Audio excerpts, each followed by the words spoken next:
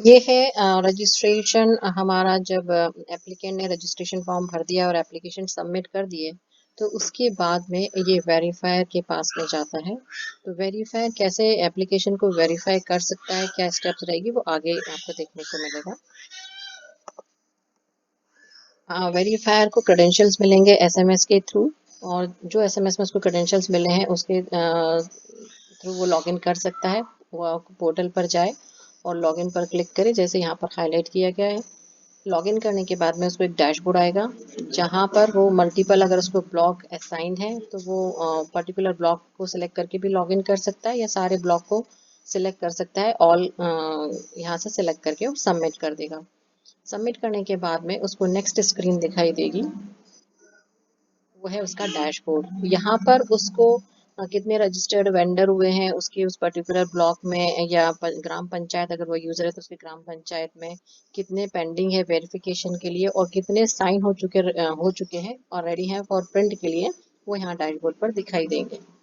अब वो यहाँ पर पेंडिंग फॉर वेरिफिकेशन पे क्लिक करेगा तो उसको ऐसा डैशबोर्ड दिखाई देगा। अब उसके लिए यहाँ पर तीन एक्शन आइटम होते हैं। वो इस एप्लीकेशन को वेरीफाई करके वेरीफाई पे क्लिक कर सकता है, जो यहाँ पर रिकमेंड ऑल के नीचे लिखा है। जब वो वेरीफाई पे क्लिक करेगा तो वो अपर लेवल पे अप्रूवल के लिए, फाइनल अप्रूवल के लिए चली जाएगी। अगर वो रिजेक्ट करता है तो वो भी ये होगा कि उसने रिजेक्ट फॉर रिकमेंडेशन किया है, एंड वो आगे बढ़ जाएगी फॉर अप्रूवल के लिए। फाइनल डिसीजन अप्रूवल का रहेगा। अगर वो मॉडिफाई करता है, मॉडिफाई वो किस केस में करेगा, जब उसने एप्लीकेशन को रिव्यू किया, उसने जो डेटा भरा है, यहाँ पे एप्लीकेंट ने वो भरा है, उसमें कुछ उसको डाउट लगता है, कुछ चेंज करवाने का लगता है, तो वो मॉडिफाई पे क्लिक करेगा। जब वो मॉडिफाई पे क्लिक करेगा तो ये एप्लीकेशन वापस इस बेनिफिशियरी की क्यू में चली जाएगी। बेनिफिशियरी इस पोर्टल पे जाएगा और अपने मोबाइल नंबर से ऑथेंटिकेट करने के बाद वहां पर एक अपडेट करेगा आइकॉन है पोर्टल पर, उस पर क्लिक करेगा, मोबाइल नंबर से अपने आप को ऑथेंटिकेट करेगा और इस एप्लीकेशन को वो अपडेट कर पाएगा। और जो यहाँ से आपने कमेंट भेजे हैं वो उसको रीड करके अपडेट कर सकता है और वापस सबमिट कर देगा। जब वो सबमिट कर देगा तो वो एप्लीकेशन वापस आपकी इस क्यू में दिखाई देने लगेगी। अब आप इसकी वेरीफाई, अगर आप उसकी फैमिली डिटेल देखना चाहते हैं तो यहाँ पर फैमिली के नीचे एक आइकॉन बना हुआ है, आप इसको क्लिक करेंगे तो आपको सारा फैमिली डिटेल आ जाएगा। उसके परिवार में कौन कौन लोग हैं, अगर कोई उसको इस रोजगार में उसको सहायता करते हैं तो वो भी वहां पर चेक्ड होगा, वो आपको दिखाई देगा। इस एप्लीकेशन ने अपनी एप्लीकेशन फॉर्म भरते वक्त क्या इंफॉर्मेशन उसने फीड की है, वो आप इस व्यू के ऊपर जब क्लिक करेंगे तो आपको एक ऐसा फॉर्म दिखाई देगा, जिसमें उसका पूरा नाम, उसका पता, और वो क्या व्यवसाय करने का उसने यहाँ पे भरा है, उसके बैंक खाते का विवरण। इसको आप कर सकते हैं, इसको आप ऑफलाइन डाउनलोड करके आप वेरीफाई करवा करके इसमें भर सकते हैं, कमेंट डाल सकते हैं और आगे सबमिट कर सकते हैं। इसके बिहाफ पर आपने जो भी एक्शन लेने का डिसीजन लिया है, वो आप जब इन तीनों बटनों में से कोई भी क्लिक करेंगे तो ऐसा ही बॉक्स ओपन होगा, उसमें आप अपने कमेंट डालेंगे, कैप्चा जो यहाँ पर लिखा हुआ आ रहा है उसको एज इट इज फिल कर देंगे और इस बटन को क्लिक कर देंगे। अगर ये रिकमेंड फॉर वेरीफाई, मतलब आपने जब इसको क्लिक किया तो ये आपकी क्यू से हट जाएगा और आगे अप्रूवल, मतलब जनपद पंचायत की क्यू में चला जाएगा। फिर आगे नेक्स्ट है, ये हो जाता है अपने वेरीफायर का काम यही खत्म हो जाता है। वेरीफायर ने अपना बेनिफिशियरी का रिकॉर्ड वेरीफाई करके अप्रोप्रिएट एक्शन लेकर के उसने आगे पुश कर दिया है। इसके बाद में होता है जब जनपद पंचायत सीईओ अगर जब अप्रूवल करने जाता है तो उसके लिए क्या क्या टास्क रहेगा, वो भी उसको एसएमएस के द्वारा उसे अपने क्रेडेंशियल्स मिलेंगे। उन क्रेडेंशियल्स के थ्रू वो इस लॉगिन विंडो पे क्लिक करेगा और लॉगिन करेगा।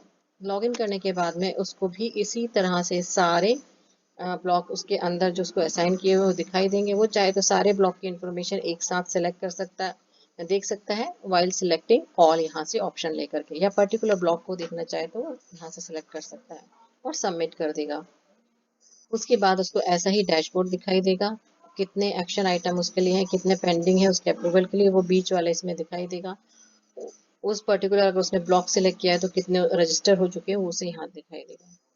जब उसने पेंडिंग फॉर अप्रूवल पे क्लिक किया, यहाँ पर क्लिक हियर फॉर डिटेल पर क्लिक करेगा तो उसको ऐसा record list of all the beneficiaries यहाँ पे लिस्ट आउट हो जाएंगे। इसके नीचे उसको यहाँ पर भी दिखाई दे रहा है कि जो वेरीफायर ने क्या कमेंट दिया था वो यहाँ पर दिखाई दे रहा है। उसने लिखा था कि वेरीफाइड, मतलब उसने वेरीफाई कर लिया है और उसके अकॉर्डिंगली सारी इंफॉर्मेशन करेक्ट है। अब वो यहाँ पर अप्रूव कर सकता है। जब वो अप्रूव करेगा उसी के बाद उसके आईडी कार्ड और सर्टिफिकेट डिजिटल सिग्नेचर के लिए एक्टिवेट होंगे। ये बटन जब तक डिसेबल रहेंगे जब तक कि आप यहाँ से अप्रूव नहीं करते हैं। आप भी एज एन अप्रूवर अगर उस पर्टिकुलर बेनिफिशियरी का पूरा डिटेल देखना चाहें तो इस व्यू पे क्लिक कर देंगे तो वो फॉर्म ओपन हो जाएगा जिसमें आपको सारी इन्फॉर्मेशन दिखाई देती है। उसकी फैमिली की इन्फॉर्मेशन भी यहाँ से आपको फैमिली के नीचे जो आइकॉन है वहां से दिखाई देगी। अगर आपने रिजेक्ट और मॉडिफाई किया है तो ये डायरेक्टली बेनिफिशियरी की बकेट में चला जाता है और उसको एक एसएमएस भी जाता है। और उस एसएमएस के बाद वो इसमें पोर्टल पे लॉगिन करके अप्रोप्रिएट एक्शन जो आपने कमेंट में लिखी है उसके अकॉर्डिंगली वो डेटा करेक्ट कर सकता है।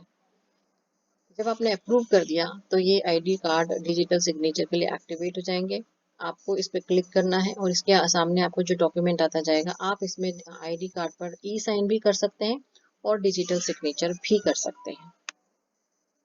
जब आपने दोनों आईडी कार्ड और डिजिटल सर्टिफिकेट पे साइन कर दिए हैं तो इसके बाद में एक फाइनल मैसेज बेनिफिशियरी के पास में जाता है जिसमें लिखा रहता है कि उसका एप्लीकेशन अप्रूव हो चुकी है और उसके साथ में एक यूआरएल भी जाती है जिसके थ्रू वो अपने आईडी कार्ड और सर्टिफिकेट को डाउनलोड कर सकता है।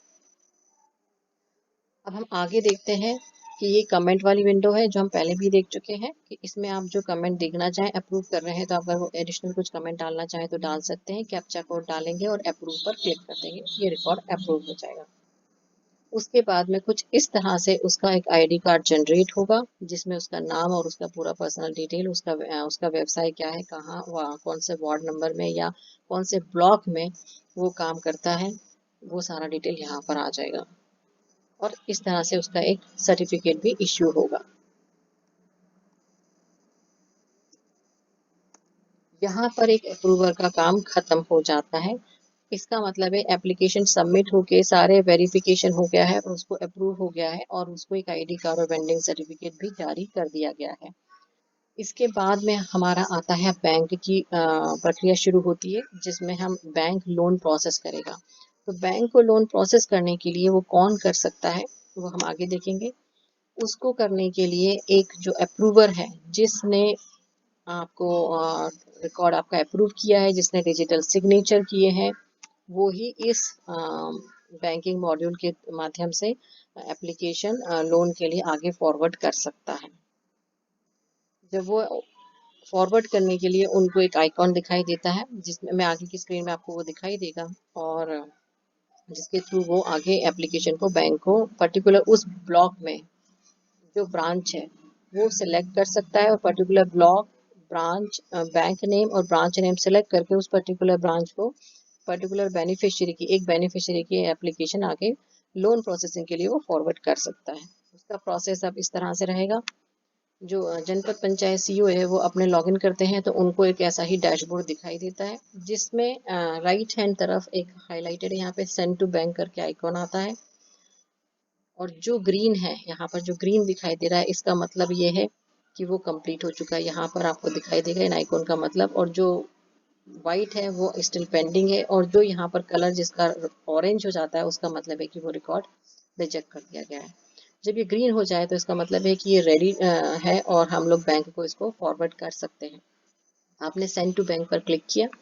जब आपने सेंड टू बैंक पर क्लिक किया तो इस तरह का आपका एक विंडो ओपन होगा जिसमें आपको सारी बैंक की नाम, उसकी ब्रांच का नाम और उसका आईएफएससी कोड ये आपको दिखाई देगा। अगर उसमें टारगेट सेट है उस बैंक का तो वो टारगेट कितना हो चुका है, कितना टारगेट है और कितने रिमेनिंग है वो भी आपको दिखाई देंगे। अब आप यहाँ से एक बैंक पर्टिकुलर सिलेक्ट कर लेंगे, कमेंट डालेंगे, कमेंट डालने के बाद में उसका कैप्चा कोड डालेंगे और सेंड टू बैंक पर क्लिक कर देंगे। तो जो भी बैंक आपने और जो भी ब्रांच यहाँ पर आपने सेलेक्ट की होगी, इस बैंक की जो ब्रांच है जो भी आपने यहाँ सेलेक्ट किया है उसकी क्यू में ये वाला बेनिफिशियरी उसकी क्यू में चला जाएगा और आपकी इस क्यू से हट जाएगा। बस बैंक को फॉरवर्ड करने के लिए आपको यही प्रोसेस अडॉप्ट करना है। आपका काम यहाँ ही खत्म हो जाता है और ये अब बैंक के लॉगिन पर वो दिखाई देता है। अब जब बैंक अपने क्रेडेंशियल से लॉगिन करता है तो उसका लॉगिन आईडी पासवर्ड यहाँ रहेगा वो इससे लॉगिन करेगा। उसका इस तरह से कुछ डैशबोर्ड होगा, उसको दिखाई देंगे कि उसकी ब्रांच में कितने रजिस्टर्ड हैं, कितनी एप्लीकेशन अप्रूव हो चुकी है और कितनी पेंडिंग है अप्रूवल के लिए। जब अगर वो टोटल रजिस्टर पे क्लिक करता है तो उसको कुछ ऐसा डैशबोर्ड, ऐसी लिस्टिंग दिखाई देगी जिसमें उसका स्टेटस दिखाई देता है कि कितनों का अप्रूव हो गया, कितने का पेंडिंग है। अगर उसने approved list of approved vendor, जो सेकंड आइकॉन है, उस पर अगर क्लिक किया तो उसको ये लिस्ट दिखाई देती है, जो इसको एक्सपोर्ट भी कर सकता है और वो प्रिंट भी ले सकता है कि किन किन लोगों का उन्होंने अप्रूव कर दिया है। तीसरी एक्शन होती है जब वो पेंडिंग फॉर लोन एप्लीकेशन पे अगर वो क्लिक करता है, तो एक बेनिफिशियरी के आइकॉन पे जब वो क्लिक करता है तो उसका एक लोन अप्रूवल फॉर्म इस तरह से ओपन होता है, जिसमें वो लोन एप्लीकेशन नंबर डाल सकता है, लोन की अप्रूवल डेट क्या हुई थी वो डाल सकता है, लोन का अमाउंट कितना था वो डाल सकता है, कमेंट और अप्रूव करके यहाँ पर वो क्लिक कर देगा। तो ये इससे हमारे सिस्टम पे पर्टिकुलर बेनिफिशियरी का रिकॉर्ड अपडेट हो जाएगा कि इस बेनिफिशियरी का लोन प्रोसेस हो चुका है और बैंक ने डिस्बर्समेंट कर दिया है। तो यही सारी प्रक्रिया रहेगी। एक वेरीफायर कैसे वेरीफाई करेगा, अप्रूवर उसको अप्रूव करेगा और उसके बाद में वो बैंक को कैसे पुश करेगा लोन प्रोसेसिंग के लिए। और जब लोन डिस्पर्स हो जाता है बैंक की तरफ से, तो बैंक की तरफ से क्या एक्शन आइटम रहेगा इधर पोर्टल में लॉगिन करने के बाद में, ताकि वो डेटा हमारे एप्लीकेशन में रिफ्लेक्ट हो। तो ये सारी प्रक्रिया यही समाप्त होती है। Thank you.